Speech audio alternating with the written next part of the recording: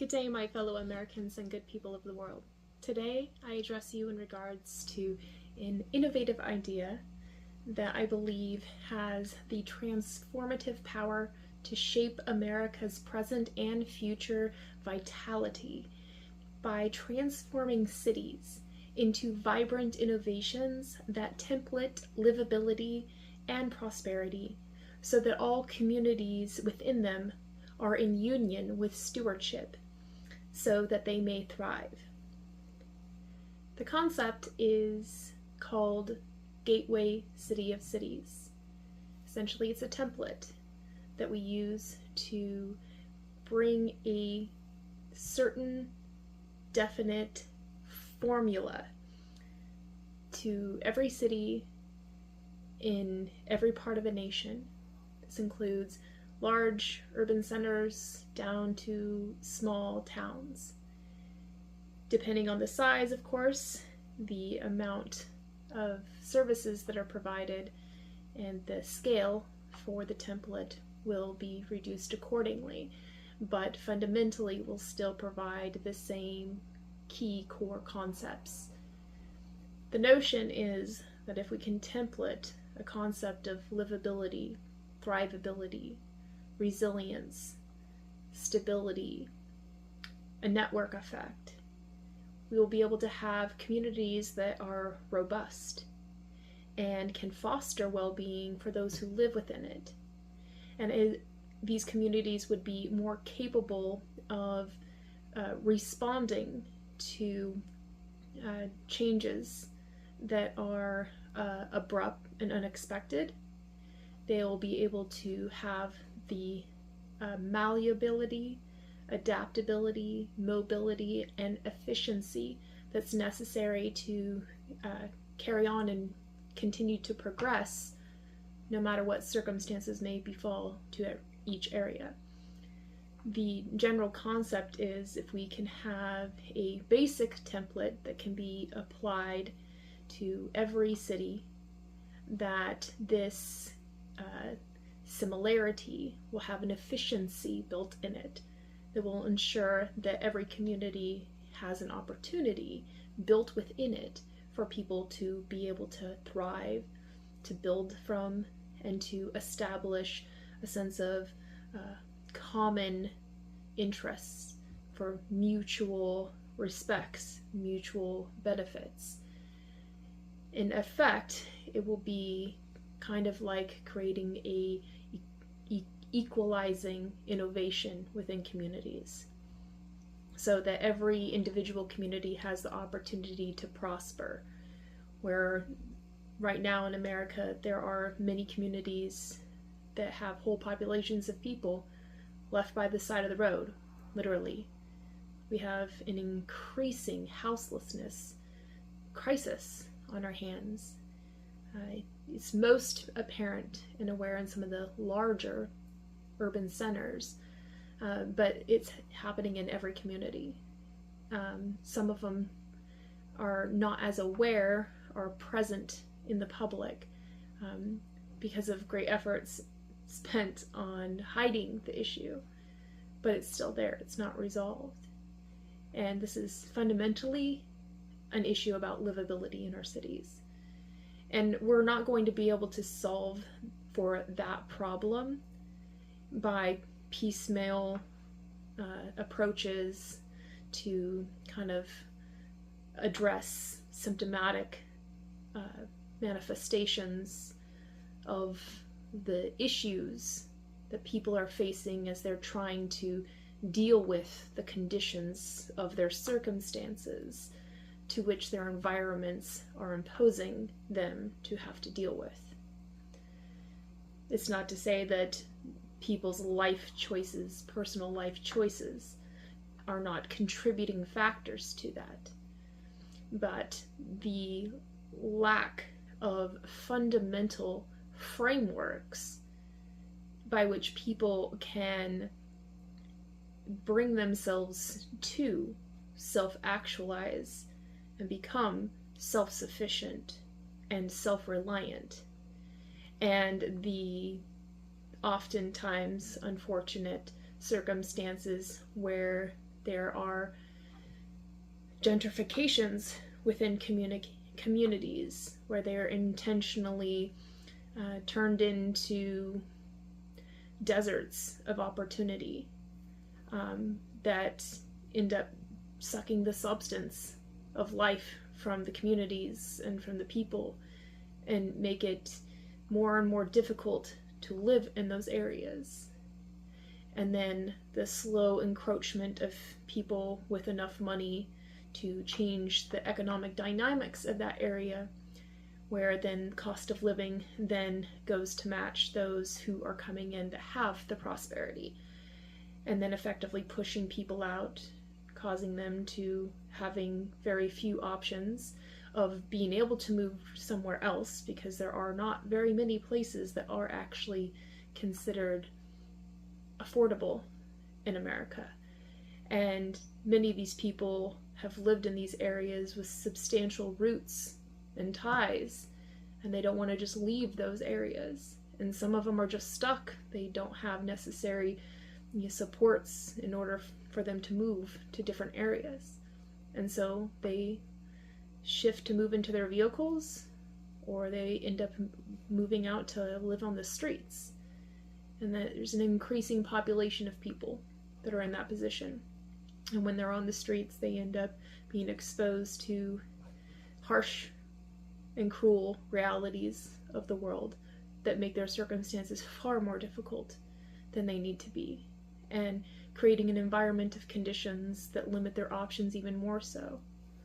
And in this, they struggle with basic human conditions, and they do suffer immensely from the mental distress that it causes to someone to not have safe space, not have a place to belong, to feel rejected and stigmatized within your own community, and to process the shame and the self-doubt, perhaps even the self-hatred that comes with befalling circumstances and society telling you that you need to just get it together, get your act together, and push along.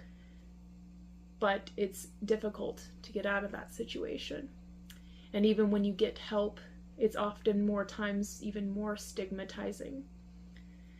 And it's oftentimes a system of shaming people. And it's not dignified. And so many people choose to continue down the path of losing their stability in society, their connection to society. And the domestic order begins to break down within their lives, within the communities they live in, and with the areas that they reside in. And so we have a bunch of people living on the streets. And most of these people put aside the unfortunate circumstances that many of them are suffering from mental illness, because it's a disturbing situation to live in. And I challenge anybody to go out and live by those circumstances and not have the hardest time just getting by. Just being able to wake up every day, face every day, and not feel complete loss of hope or sense of identity or sense of belonging. And then many times, as the environment creates the opportunity, nefarious actors come in and convince these people that the answer to the problem is escapism by some form of mind-altering substance that becomes addictive, and then they become criminalized in the sense of they need to keep up with their addictive habits that help them to basically just drown out reality. And this is an understanding from years of research of me going out on the streets and having genuine human conversations with people that have fallen on hard times and found themselves in that reality. Now, I've met people from all walks of life. Some of them so completely mentally deranged, that they have a hard time touching base with reality. But in and out in waves, they're able to have true, genuine conversations with you. Other times, people are so far gone on some sort of substance that they have a hard time having a genuine conversation with you because of their extreme paranoia. But in all of the people that I've talked to, a significant majority of these people are just folks who've fallen on hard times and difficult circumstances. Many of them bunched in with the groups of people who are looked down upon because of the sufferings of mental illness or drug addictions or alcoholism. And these people are not bad people. They are just looked at as if they must be one of those bad people because of their circumstances, when in reality they lost their job unexpectedly, because there's absolutely no security in our nation whatsoever for somebody to be able to keep their job. You could have it one day and you could be an excellent employee, do all the things right, and then a company needs to break even. They need to fix their bottom line, and the one thing that they do is get rid of employees, because that's the easiest thing to cut the fat off of in order for them to sustain their sense of profitability. And when that happens, real people with homes and home payments or rent, utilities, food bills, childcare bills, health bills, utilities and car payments and insurance, and a need to just pay for some of the creature comforts of life, clothing, laundry. I mean, there's so much just basic everyday essentials, basic everyday amenities, implements of life that are costly day by day, that people all of a sudden no longer have a paycheck to pay for those things. And so they have to start cutting those things down in their lives. And then they get behind on bills. And then it's working, hand to mouth and robbing Peter to pay Paul. And all of a sudden you're behind on bills and they keep sending you shut-off notices, and you pay one bill to keep you afloat, and then your money's gone. And you go out and you try to find another job somewhere, but nobody's hiring because it's a, shaky economy right now. And many employers have this sense of entitlement that they can they don't have to hire just anybody. They want the best people for their company because that's how they believe that they'll succeed. And so a job is not a guaranteed thing for people. And instead of just finding good people and giving them the opportunity to become great employees, make them feel like they're not just a warm body to fill a position that you're going to use and exploit and then throw to the wayside when you're done, or when you need to cut the fat off your bottom line. You treat them like real people, and they will work so hard and they will become excellent employees. But a lot of corporations don't think of it that way.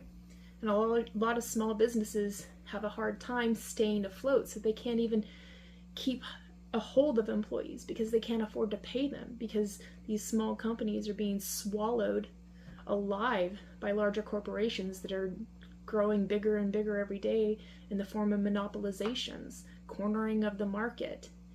And while they inflate their growth and their wealth, small businesses are shutting down and leaving entire populations of people that were employed by those without work. This was obviously super apparent during the pandemic. I travel a lot for work and I do this research, and this is where I go and I meet, homeless people. It's not just homeless people. I meet people in communities and have conversations with them, and I travel to places, and I've seen, especially since the years after COVID, small businesses shut down, many of them with signs saying, thanks for a great 30 years of business, but we had to close shop. couldn't keep open the doors anymore, couldn't afford to pay the bills and keep going through, because the government decided it was in the best interest of the nation to shut everybody down and keep everybody from continuing life as it was. And conveniently enough, this gave a grand opportunity for those who had a significant amount of money, power, wealth, and influence to capitalize on human suffering and create business networks that provided necessities to people who were no longer allowed to just go to the store and buy their necessities. And these large corporations grew very wealthy during that time period. Meanwhile, America's middle class shrunk to basically nothing, which is ridiculous because it's the backbone of our entire society. And so many small businesses closed. Many people were left with no place to live. And for the few moratoriums that were allowed for people to stay in their homes and not have to get kicked out by not paying rent, the homeowners who were renting them out suffered because they still had to pay their bills. And so the dynamic was everybody lost on some scale. And essentially the wealth and prosperity, the vitality, the livability of our entire nation was brought down to a screeching halt. And it impacted everybody's lives, and very, very, very few people truly prospered during that time. And even those people suffered from the problems of us having to keep separated and divided during that time period, which then created a separation and divide in our mentality towards one another, because we had people saying this isn't right, we shouldn't be closed off from the world, and then other people saying, well, we need to because we fear of the consequences if we don't. The reality is that there was going to be consequences no matter what we did. But in the best interest of everybody, it should have been thought intelligently that there were ways for us to approach this that didn't have to end up bringing the entire nation to its knees. We're still suffering to this day. There are people that are living on the streets right now that have been homeless since COVID. There are people living on the streets right now who, once the moratoriums ended and they weren't able to pay all of their back rent, landlords kicked them out, which, of course, they have the right to do.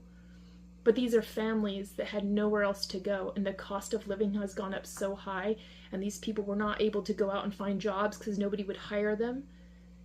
And decent enough pay for work just doesn't exist. The livability is so high cost, but the payments that we receive for labor wage are so low that it's nearly impossible just to get by in America. And that's the truth. And so we have a tremendous amount of people that are suffering because of that. We have whole communities that were left behind. And I do know that there were, advancements that were created in the opportunity of the crisis to infuse investment funds back into communities in order to help to build back better and to have get us back up on our feet. But the reality is a lot of the funds that the federal government granted for people to be able to sustain themselves during COVID and then to start to rebuild communities afterwards were literally going to things like thousands and tens of thousands of dollars for groups of people to sit in a conference room and have discussions with each other, while there are whole populations of people by the side of the road. Not to say that we don't need to get together and have discussions about what needs to get done, because, yeah, it's a challenging time. We've never experienced this sort of thing before, the position our country's in. We've never experienced this before. What are we going to do? We need to get bright minds together in the same room, talking it out, figuring these things out. But to spend tens of thousands of dollars from government grants that are supposed to help to us have an economic recovery after this tragic series of events that basically sucked the substance of our nation out of us and leaving us with very little to rebuild upon. It seems to me like an utter waste of money, time, effort, energy. There are some community involved investments that were able to establish things that did help communities, but oftentimes these were piecemeal sort of things. And then the unfortunate thing is applying for those grants to be able to get it were outwritten by people who actually understood how to write a grant for the government. If you've ever tried doing that before, let me just tell you, it's not a simple thing. And so people who had great ideas to be able to improve their communities and wanted to apply for these dollars stood no chance to get it against those people who had the organization and the legal networking to be able to apply for that money. Basically, what I'm saying is it comes down to the fact that those who are in a position to be able to exploit the dynamics of the offerings that were provided for us to build back better or whatever by the government have been disproportionately used in areas to which not enough of the people who were the most affected, in the sense that their entire lives were stripped of all substance. Those people are still suffering. They're sleeping on the streets, and those numbers are increasing. What are we, like 60,000 plus? I don't even know the number anymore of homeless people, and that's counted one night a year, so that number cannot be right. And it doesn't count the people who are sleeping in precarious situations where they're couch surfing, or again sleeping in their vehicles, or they're living in with other people bunking up, or people that are just really good at hiding where they're living, because of the fact that they are trying to be able to be somewhere where they're not going to be forcibly removed from that situation. So we have an increased amount of homelessness in our communities. We have small businesses closing down, large corporations profiting off of people's suffering. And on top of that, we have a gross amount of government funding wasted for useless things that don't actually produce results that improve the lives of individuals. And after all of that, and the time that I spent talking to small business owners and homeless people and just general community members within these cities that I visited across the nation, most of them all are set on the idea that they believe that America has gone to hell in a handbasket, and they want things to change. They are disappointed at the way things have been going, and they often voice their opinions about it in not so nice terms, in heated discussions and debates with other people who have a hard time seeing it from their perspective, because people don't know how to put themselves in other people's shoes anymore, being empathetic or compassionate or just to listen. And so we have a disproportionate amount of people in society that are suffering because of the way that society just leaves them behind.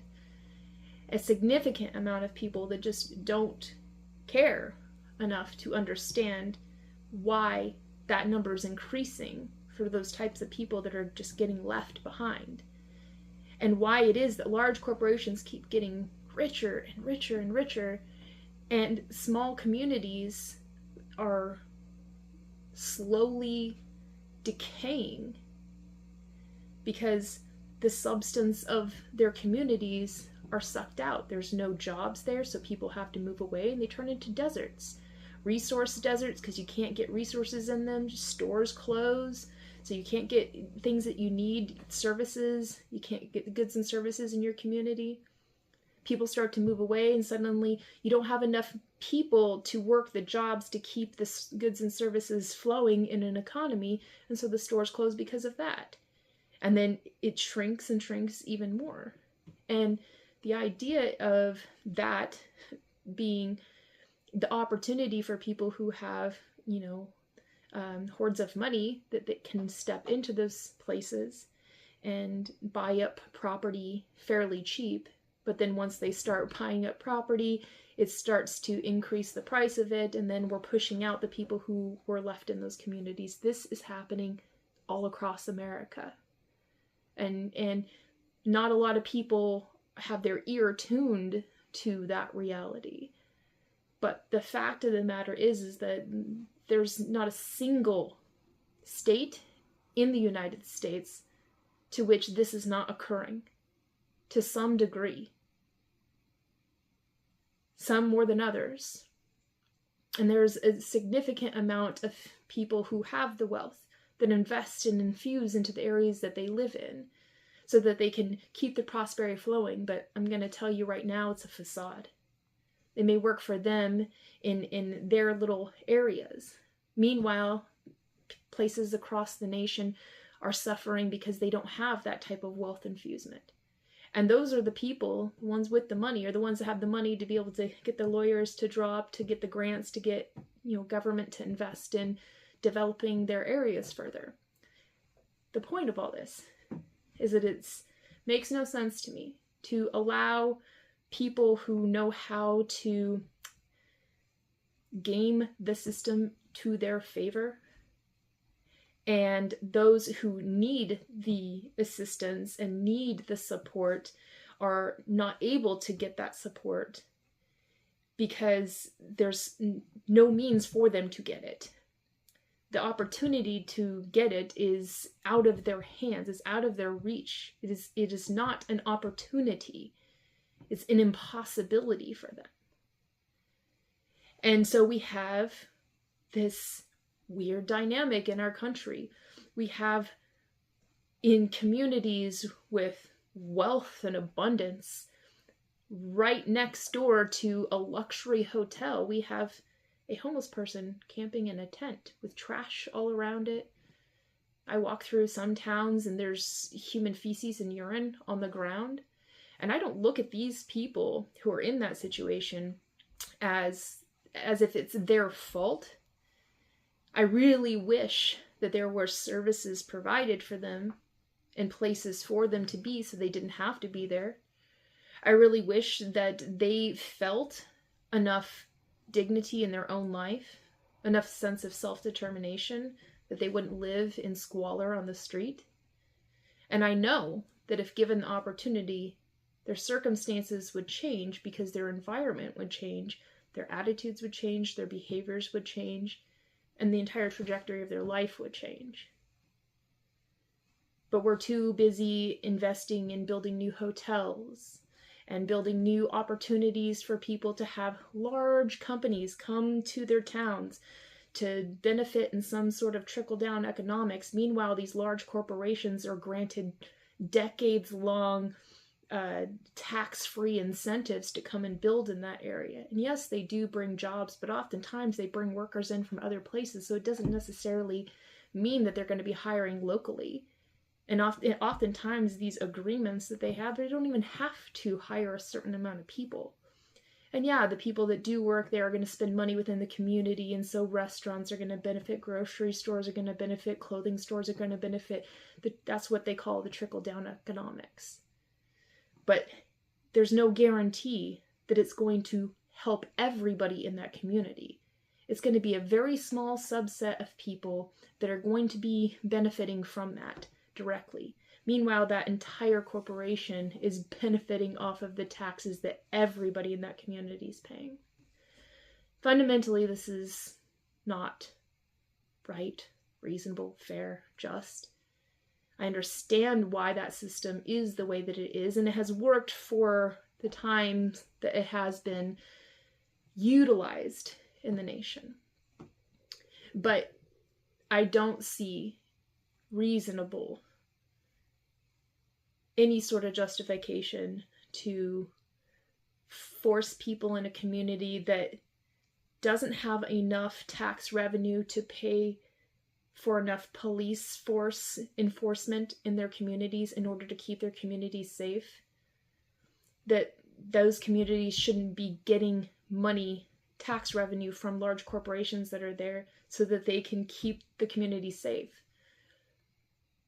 And the fact that we have communities that don't have enough resources to fund the cleanup of streets, to fund a park to be built, to fund repairs in a school that is outdated, where students are trying to learn in classrooms that don't have sufficient heating or don't have sufficient air conditioning, and where students have to be in classrooms that haven't been updated for years,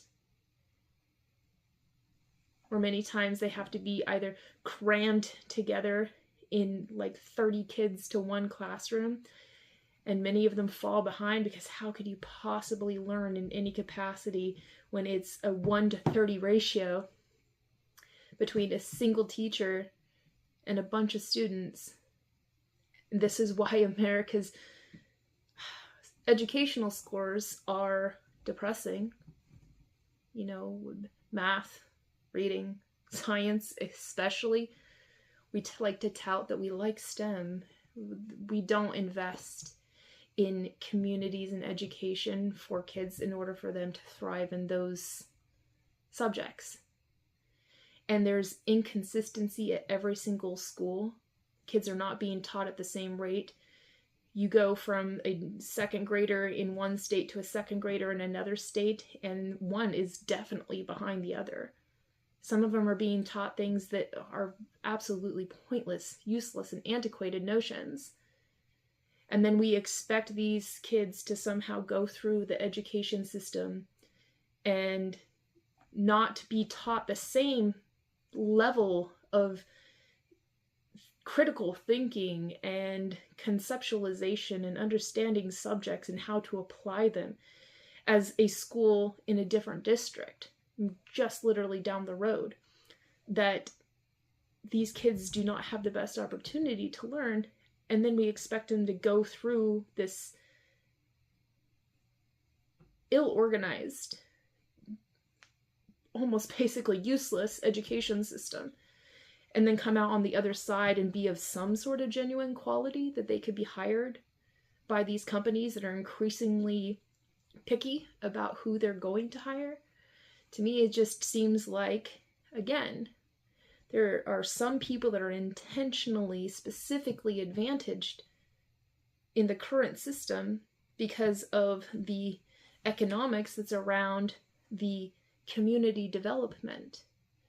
The safety of their communities, the livability of their communities, the beautification of their communities. Did you know there's actually a report, I read it some time ago, I don't know exactly what it's called because it's been so long, but the fact that stuck to my head the most was that they did a study and they researched and they found out that the more trees there are in a community, like big trees, not like little tiny trees, but big trees, the less crime in those communities.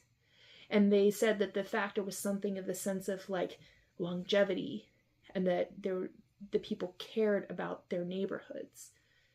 That something as simple as a tree would be able to reflect to people a sense of respect, of domestic order and civility, that they wouldn't commit crimes in those areas.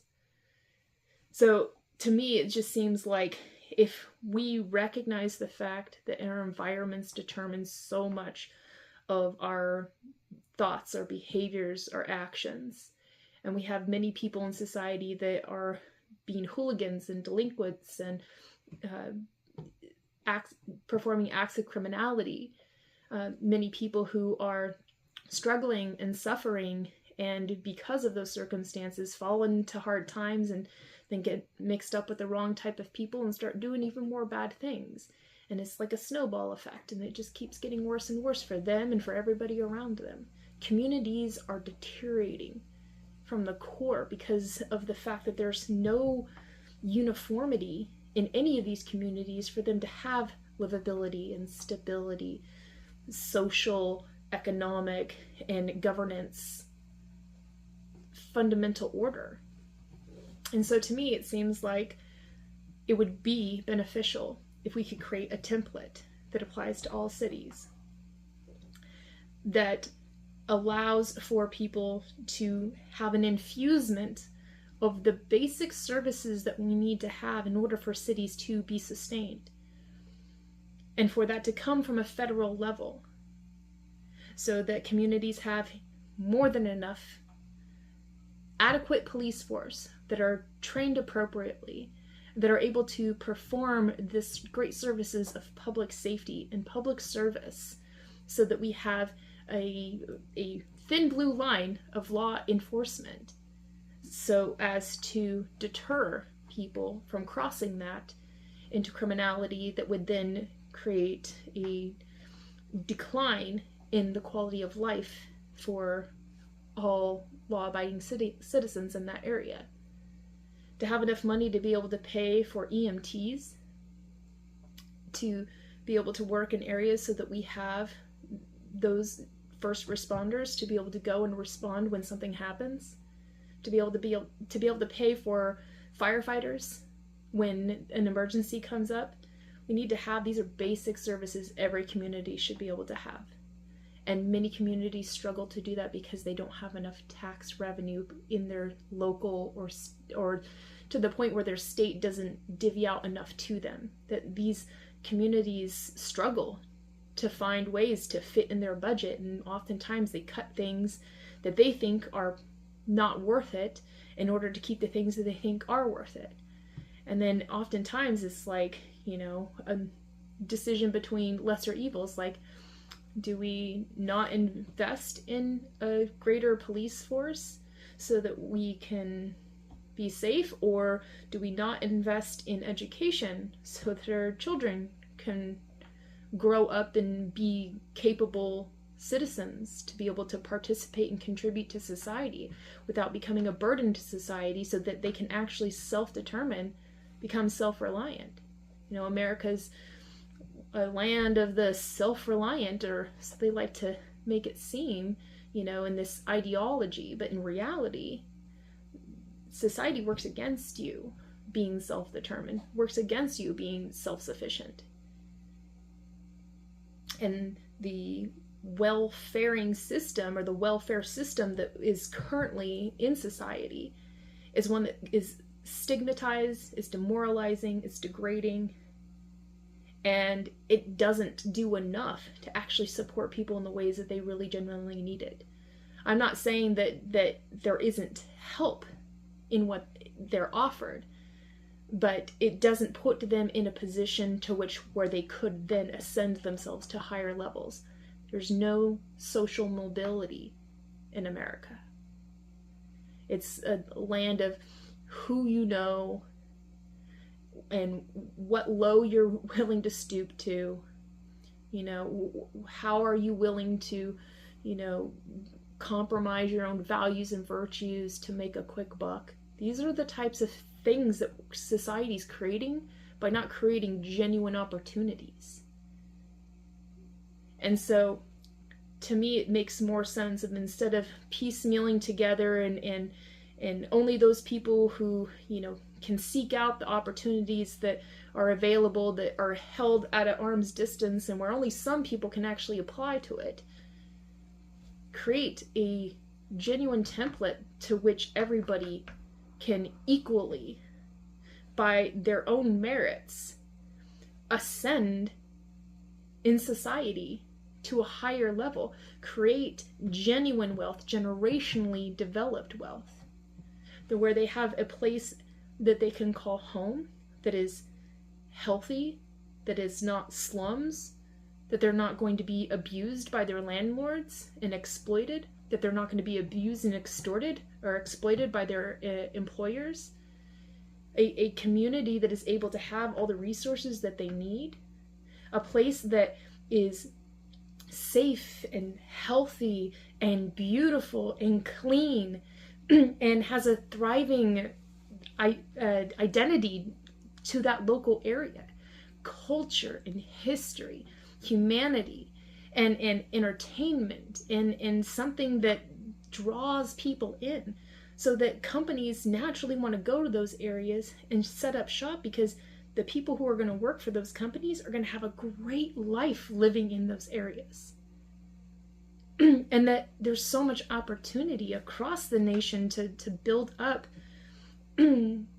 companies and businesses of productivity, which I hope will be stewardship productivity, that there's so much opportunity, and we can have thriving hubs in all of these cities across the nation. You know, rural homes or rural cities, urban cities, suburban cities, all the same template in which the government itself provides the means for them to have the basics, the basic framework in order to sustain livability, thrivability, domestic social order, economic opportunity, real education, and a chance for people to want to become involved with those communities, inspiring people from out of town to want to come in to go and visit and learn about the inner workings of this cute little community or these large cities and go and explore.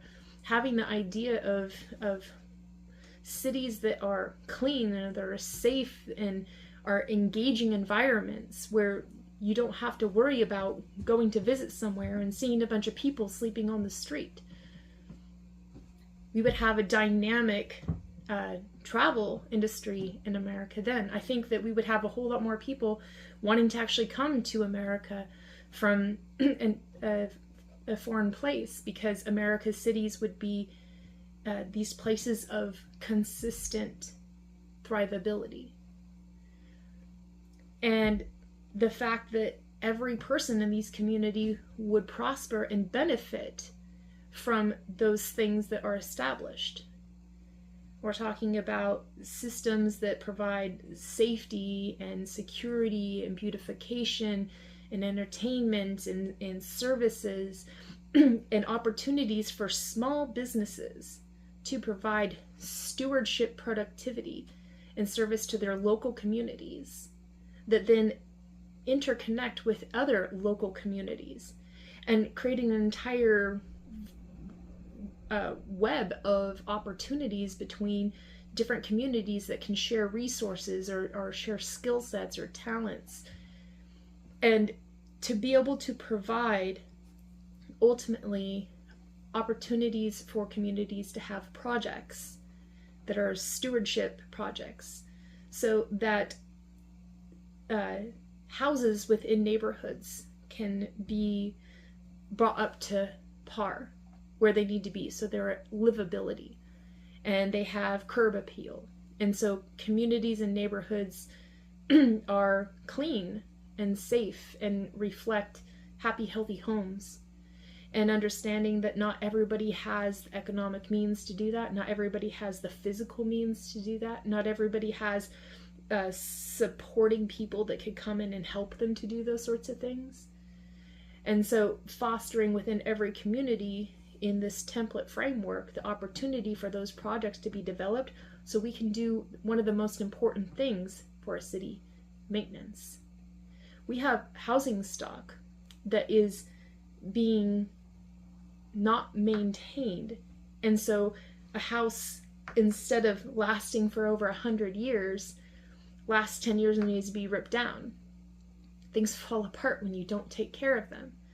So we need to have opportunities in every community to raise up every home and bring them up to par, so that they're clean, that they're safe, that they are efficient, that they're brought up to a standard so that the efficiencies within that home are able to provide and maintain for those people, reduce the cost of living in that home by providing energy efficiency.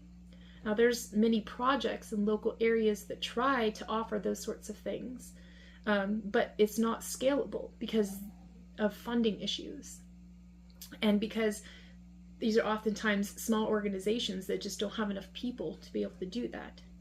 But if you have an entire framework that says this is actually the thing that we do, this is called stewardship, and we're going to take care of every home in every community, and we're going to make sure that they are brought into the full meridian of prosperity of every city, and every city is going to have a template to ensure that it has safety and security and livability and cleanliness and culture and make sure that we are all investing in the development of that, and that from a federal level supporting that, but by empowering those at the individual local level to do the work themselves, we could have an entire transformation of our entire nation in short order.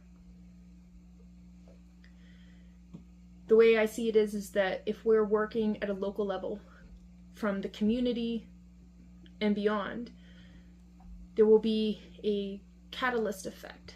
As soon as you start improving one aspect of the livability of a city, other aspects will by nature start to improve. It will be a transcending effect. It will be like casting a small stone and having tremendous ripple effects that's long lasting. And it will provide an opportunity for the future vitality as well as the present vitality to benefit. It would be a revival of our economy. It will be a revival of our cities. It will be a revival of our sense of citizenship and unity. There's a lot of beneficial opportunities in this. The catch being, in order to do this, we need to set a standard for a stable economy in order to build this large-scale development of the nation. It's going to take money, it's going to take time, it's going to take effort and energy, but what we're striving towards is generationally sustainable, climate resilient, lifestyle convenience, progressive development of civil society, so that we can each individually provide for planetary stewardship. The idea is that it would be a modern civil engineering wonder to be able to accomplish this, but it's possible and it's real. Provide the template, provide the means, finance the programs in order for it to get done, invite people to be involved in it. It would be transformative. It would be power shifting.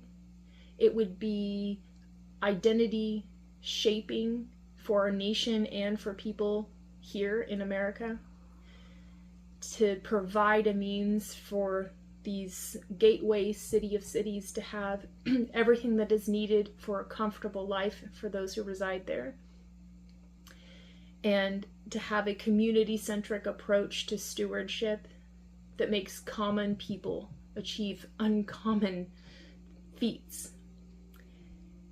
And it would be a revival of Americans' ideals of equality, freedom, justice, liberty, and pursuit of happiness. It would be growth and expansion along the lines of stewardship. It will provide general welfaring throughout the nation, and it will fortify our prosperity.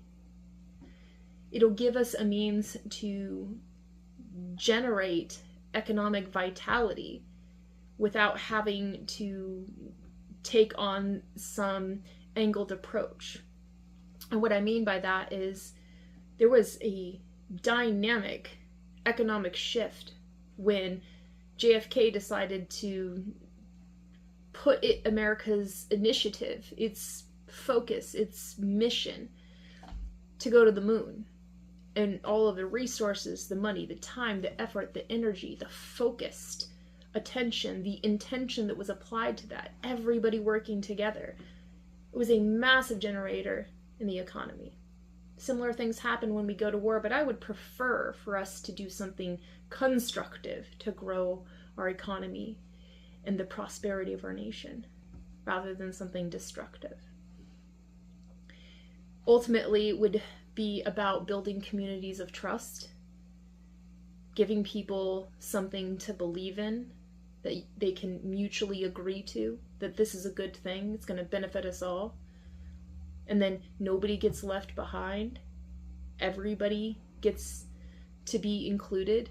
Everybody is expected to participate and contribute and benefit. by creating community-focused practices that ensure that community needs are reflected in the individual identity of every community within these cities, templated off of a positive framework by which these communities can uniquely approach, but knowing that everybody will have the basic necessities in order to prosper is a direction that we can all move towards simultaneously in our own individual ways, asserting our independence but our interdependence, our individuality and our mutuality, where everyone gets to benefit from this. And then be able to move us forward in a desirable direction to make sure that our policy is not lagging behind reality, that rather we're creating policy that is proactive. It's going to move us in a direction that's going to be able to shift with the changing tides of the future, so that it can be befit the times, yet still move us in a desirable direction. I think by having that type of framework, we're going to be able to provide the things that are necessary for us to have an equality of systems of prosperity that everybody can benefit from. When I think about this, when I enter in a community to do my research, to discover how a city of cities template can fit into any city that I go to, I often look and I see a proliferation of houselessness, hooliganism, and poverty, and the dilapidation of buildings, filth and grime on the streets, and just genuine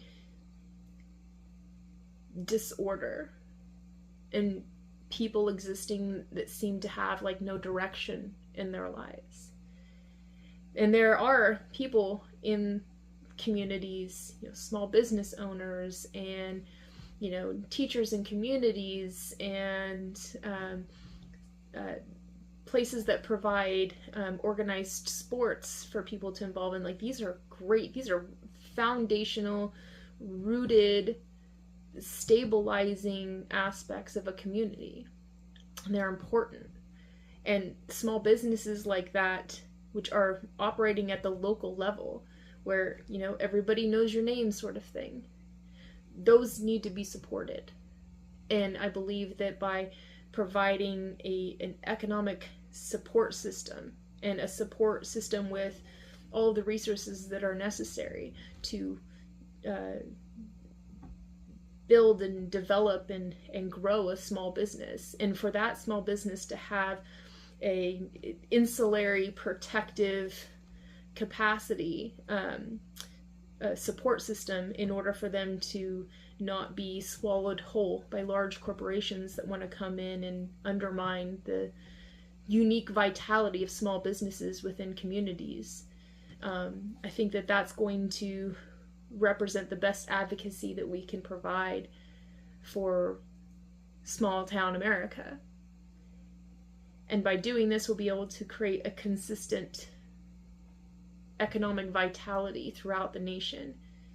And as more people become involved, more people help to build out these different projects, one project at a time, one project paying it forward to another project, paying it forward to another project, and soon you have these tiny little hubs that grow out and expand from where they are and continue to bring the entire city into the fold of this opportunity to fare well, and to establish within it the goods and service and organization that's necessary, and the opportunity for expansion and growth in the terms of comfortable conservation and stewardship, so that we can become,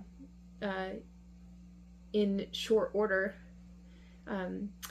people that are living in such a way that helps to sustain long into the future our way of life in a way that doesn't do harm to our planet, or to reduce the options for people in the future because of our actions today. This gateway city of cities gives an opportunity for every city to be brought into the fold and for us to raise the standard of living across the board.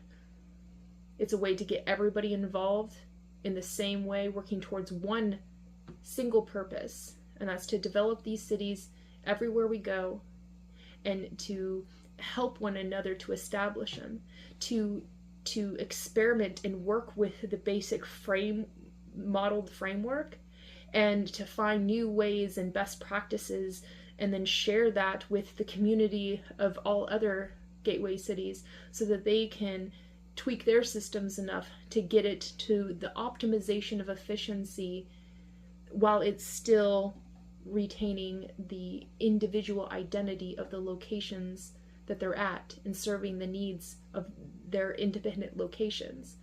I don't want every city across the nation to be the same. Sameness is boring. But I do want every city to be able to benefit in a mutual way, and for them to be able to express that mutual benefit in an individual way that gives them a consistency of prosperity. What will happen is we're not going to have a nation where we have to go and save one community at the loss of another community. When we have a natural disaster that happens, fire season, a lot of that problem will be able to be resolved because we'll be able to put people to work to help to make sure we have resilient forests and fire lines and roads to actually get out to be able to fight fires so that we can keep them suppressed and controlled and much smaller than they are. Being able to quickly respond and to help people to keep them safe when there's torrential rains and there's an increase in water and then all of a sudden we have flooding. To protect people when there's a tornado, and to protect communities when there's a hurricane or an avalanche or a mudslide or roads washed away. When we have template cities that are all functioning in similar ways and they all have the same type of resource, when we have a community that's in need, we could easily afford to be able to give a little bit to these other communities to help them to regrow. It would be kind of like a seed, like a cosmic seed that you can take from one place, replant it in another, and they could regrow their city from it. And to be able to have a network of people who know how to respond to go and build these cities out when one gets washed away by natural disaster. Or to have people go to certain places to just build out these cities and then to be able to go back home to their own homes. Hopefully we will become so good in America at making these gateway city of cities that we would be able to employ ourselves to go to other nations, developing nations, and help them to build out gateway cities and city of cities as well, so that they can benefit and prosper. Imagine having an entire network of cities working together in mutuality, being able to, when necessary, share resources, help to be able to build out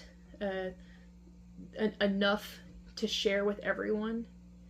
And the idea is we don't have to change much about the way that we live life. It's just providing the things that we already pretty well need, but providing it in a different way. And to the benefit where it's not an economic disaster when something happens in an area to the point where it takes years, if not decades, for places to rebuild. We should have a quick, fast response to get people back up on their feet. And then on top of it, having an opportunity for us to be able to shift the tides when it's necessary. If we have another pandemic that hits, we'll know how to be able to network within local communities to keep the economics continuing to generate so that small businesses do not have to shut down and lose out. There's a significant amount more to it than what I've said, but I wanted mostly just to kind of speak from the heart in regards to it. I really do believe that this is a substantial opportunity to improve our nation. I want to be able to build out a gateway city of cities at the border.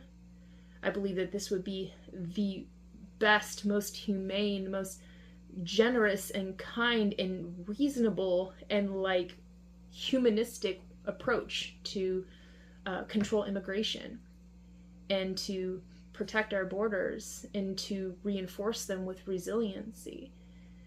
Being able to build out a border gateway city of cities to be able to house immigrants instead of imprisoning them, bringing them into communities where they can start fully integrating into American customs and way of life, where they can get on their feet so that they're not going to be dependent on our welfare systems, that they can fare well themselves by self-actualizing and self-determination.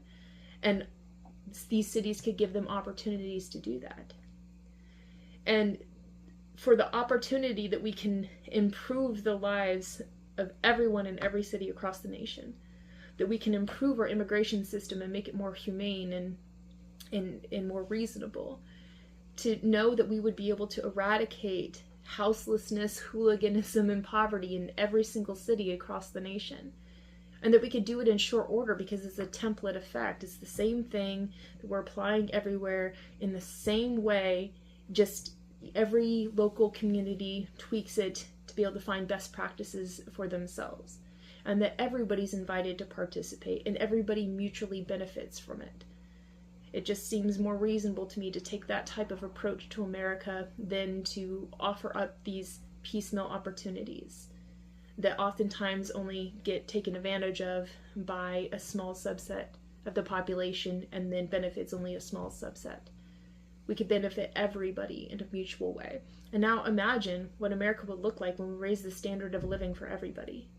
When we make our nation a nation of stewards, and that everybody's working together to sustain these cities. Because when you do that, and you just provide the basic framework and you work towards stewarding a city of cities, everything else falls into place. You'll have less crime. You will have less hooliganism. You'll have more people gaining an advantage in society.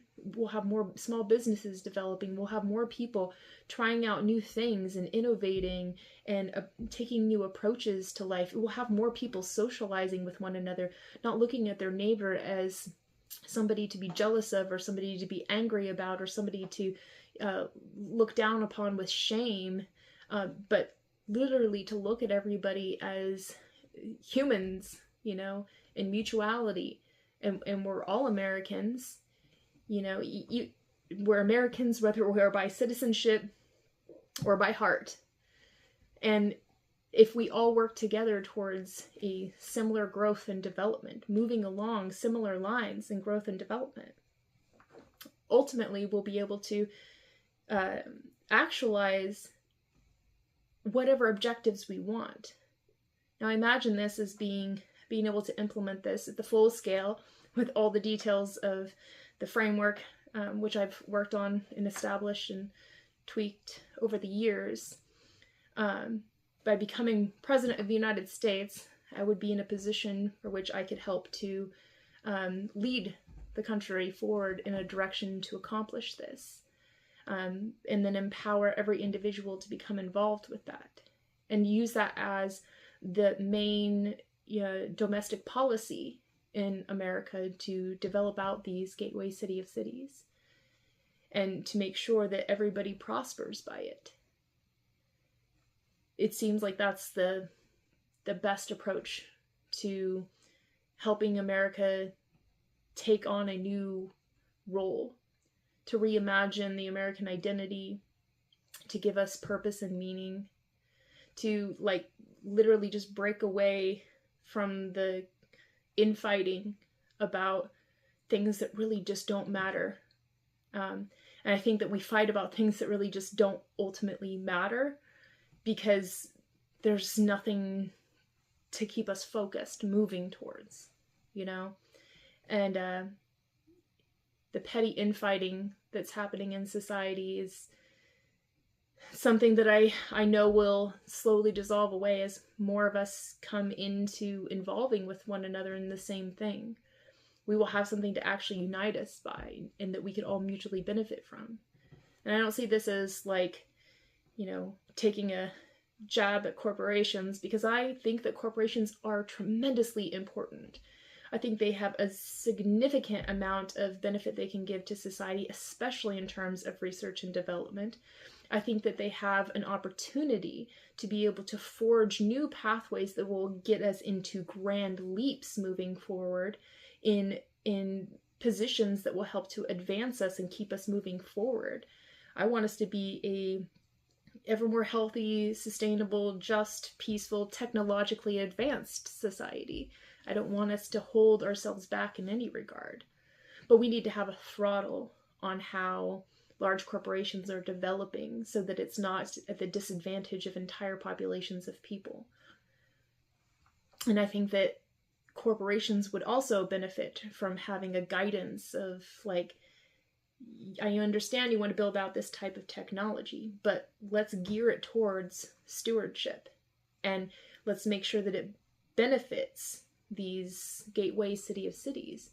Because when you do that, you are growing the prosperity of our nation, not just the bottom line of your company. And when you do that, it will come back to you tenfold. You're going to receive so much more benefit from it. One of the grandest things that I know will benefit is the fact that if these cities are prosperous, your company could build anywhere and know that you have a tremendous amount of genuine quality offerings for your employees when they live there, which should be something that large corporations should care about. If you want to retain, the best and the brightest, you're going to have your company be able to offer the best things for the people. I know, for instance, let's say San Francisco or New York or LA. These are places where they're considered kind of like large hubs for different types of industries. But those cities are unlivable. And it's not just the cost of living, which has risen so much because these corporations have stepped in and inflated the cost of everything there, but also for the fact that there's, filth and grime in the streets because of that inflated cost of living there. And so the quality of life for the employees that work at these places has gone down because of it. So you see, if we don't have a check and balance on it, something to govern and moderate, growth and expansion, and to provide a templated consistency of value growth in every single community so that people don't fall below that line, we can sustain a standard of living across the board that means that everybody's going to be able to benefit and nobody's going to have to suffer. I want the world to work for 100% of the people here in the shortest amount of time possible without ecological offense, while everybody spontaneously, actively participates and contributes, and that it will be not to the disadvantage of anyone. And I believe that by taking a domestic policy approach to establish Gateway City of Cities as a template in America will be a means to be able to achieve that. There's some other innovative concepts that go along with that will be approached in my administration that I have outlined in other videos and in personal writings, and I will continue to share many more of those insights here. But for now, I wanted to focus on the City of Cities because, to me, there's two key points that need to be addressed in order for us to have domestic order and thrivability in our nation, and that is to secure a safe domestic home space for everyone and to secure the Gateway City of Cities. And by doing those two things, we will be shoring up our weaknesses and we'll be providing for the most crucial metric unit to be measured in our nation, which is the family unit. If we can grow the prosperity and the health and the well-being of the family unit, no matter how large that unit may apply in each individual way. The family unit itself, if we can increase the value of the family unit in terms of the domestication of their homes and how well they live in those homes, and the thrivability of the cities that they live in, the prosperity of our nation will grow. Companies will have no problem with finding customers because there will be plenty of people that will be for want for their goods and services. And as long as those companies are providing along the lines of stewardship, making sure it's not, ecologically offensive or offending any person or any of the population of the planet, those companies will thrive and prosper and continue to grow, and people will continue to thrive and prosper and continue to grow. And it will be a benefit for everybody. And I know this seems like it's optimistically naive to say, oh yeah, it's really just that simple. Let's just do these few things and the world will be a better place. But it really is just that simple.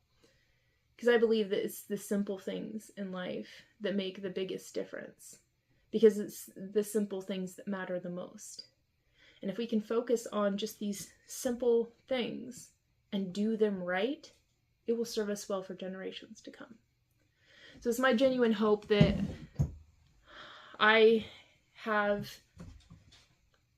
at least been able to capture your interests enough to consider what the world might be like if we tried this together. And hopefully you can see the potential in what I'm offering, and you can see the potential in me, for me to be able to become President of the United States. Because what I'm doing is I'm offering us a way out of the predicaments that we're in right now. I'm offering us an opportunity to do something that we have never tried before, but that has a lot of really good prospects to it. And it's not unreasonable to say, if we do these things, that it's going to lead us in a direction that we would actually want to go. And for the fact that I'm spending my life, my days, and my time crafting innovations and blueprinting framework and creating systems for living and systems for engineering. I'm talking with people and I'm interviewing people. I'm exploring and researching the human element. I'm listening to conversations. I'm gathering content and data and information. I'm putting my thumb on the pulse of America and the world. And I'm bringing that all home to center in on what approach I would take for my administration, and do so in such a way that helps to govern effectively so that it actually serves the best interest of America. And not just America as a nation, or America as a people, or America as an identity, or America as an ideal. Yes, all of those things. But America as a foundational principle for the development of civilization. That we should create such an America that we can be an inspiration to the world. That other people will be not only willing to accept our global, worldwide stewardship paradigm and want to become involved in it. That because they would choose to be involved in it, it no longer makes sense for them to continue with their infighting and their conflicts. It creates an opportunity for people to be able to put the past behind them. I do believe that we need to unforget the past and reimagine the future in order to move forward as a country, as a planet, as a people, as an entire world paradigm. And we're not going to be able to do that if we don't have a trajectory set, somewhere for us to go towards. Not necessarily a destination, like an arrival, like we're going to get there, but rather something that we move along in a continuum, and that we can do so together. And that each of us can come involved in it, and it's like a through line, that we are all intricately weaving together this fabric of creation of a better world. I even think that in the most desperate of times, there's some terrible things happening in the world. And even in the desperation of tremendous human suffering, of significant loss of life, the degradation of our environment, the constant infighting between people, the culture wars, all this stuff. I see potential for us to just move past that. And accepting this reality is simple for me because those things, those petty things in life, mean nothing at all. When I look to my children and the future that I want them to live and build in is one that's far better than the one that it is today. And I keep moving towards creating more opportunities for them in the future. And I want to be able to do that for all children. And I want all families to want to care so much about their children that they're going to build that future forward for them. I know it's hard to think of it this way, but we are ancestors to the 7th generation ahead of us. And we owe it to them to be guides and to teach them well so that they can serve the best interest of themselves in their future circumstances. We have to think ahead. We have to look behind as well. We have to know where we've been so that we can understand better where we're going. And we need to be aware in the present, because right now is the time that we have. This is all the time that we have. This is all the time that we get, and we need to make the most of the moment. And we need to put in the effort to make sure that every moment counts in a direction that we would actually want to move. And I don't think we're going to get there if America, which is looked to by the world as like a framework. People look to America as like a guidepost almost. You know, sometimes it's like, oh, let's not do what America's doing right now because that's a terrible example. It's a terrible role model. Other things, it's like, wow, that's a really good thing that America's able to do there. But we should model more things like that. I would like to have America be modeled after the types of things that we would want everybody to see. Reflect that out. Be a role model. Be an inspiration. So that other people can catch on and move in that direction too. And if we could show that we got the stuff, we got the right stuff that it takes to become a nation of stewards, invite other countries to become involved as well, that everybody would want to become involved because they'll be able to see how we benefit. And they're going to want that for themselves too. And I think that it's reasonable to say that what I'm offering is at least a approach that has substance to it. And it's significant enough to say if we did work towards this, there could be some really good outcomes. But I'm not offering the same old things that the other potential candidates are offering. While I'm spending my time doing research and development, there's a candidate who is spending his time in a courtroom and his time outside of the courtroom expressing things that are disrespectful to just basic human dignity. And I don't think that that's any sort of foundation to build a mutuality of respect. The only thing you're going to get out of that type of approach to government is a pitting of side to side, factioning, more division, more divisiveness instead of decisiveness, a whole lot more ineffectual government. And then on the other side, the incumbent president really seems desperate to try to hold on to what he's got. And the moves that he's making seem to be very much only leading a small subset of people, while then singling out others as being somehow unwelcome. Well, I mean, the other side's doing that too. I mean, why is it that candidates think that America needs a leader that makes certain people feel unwelcome in America, or not respected, or not appreciated? Like, all life has genuine worth. Everybody deserves respect. There's limits to that and bounds to it.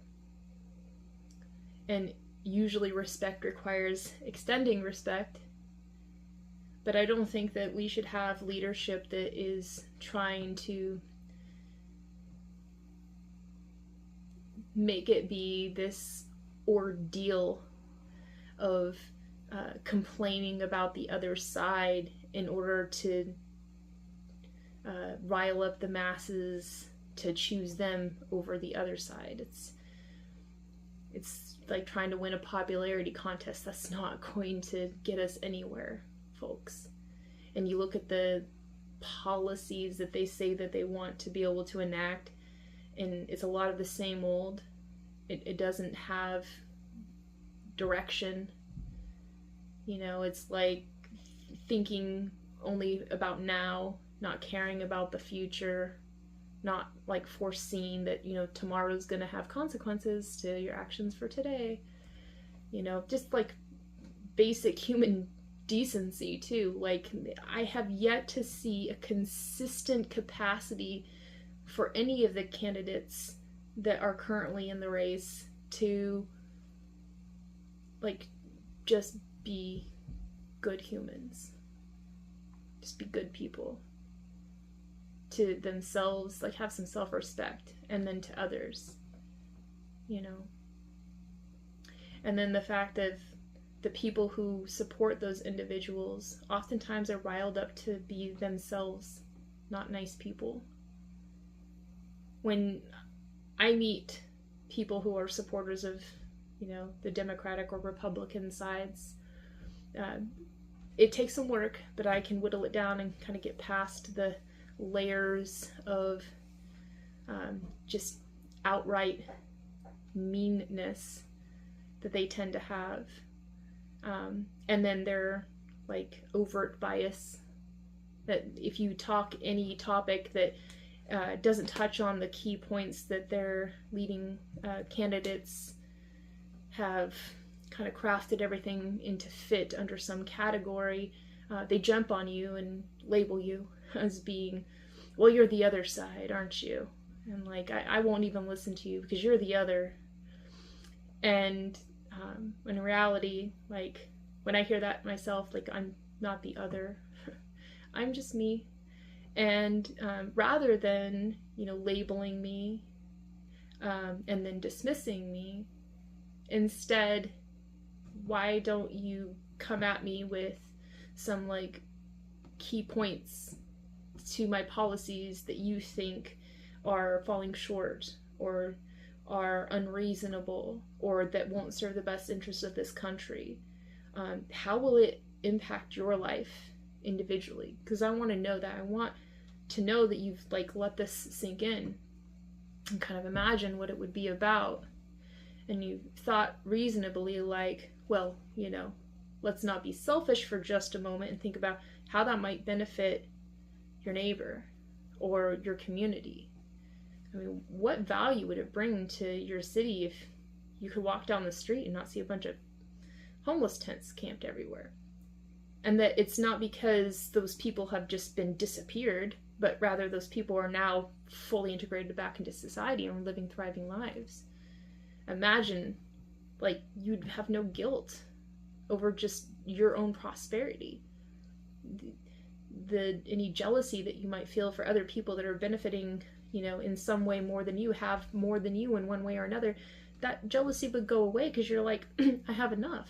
I have everything that I need to thrive and prosper because it's just there. We have it. It's just a part of our abundant life that we have developed and we establish and maintain for ourselves.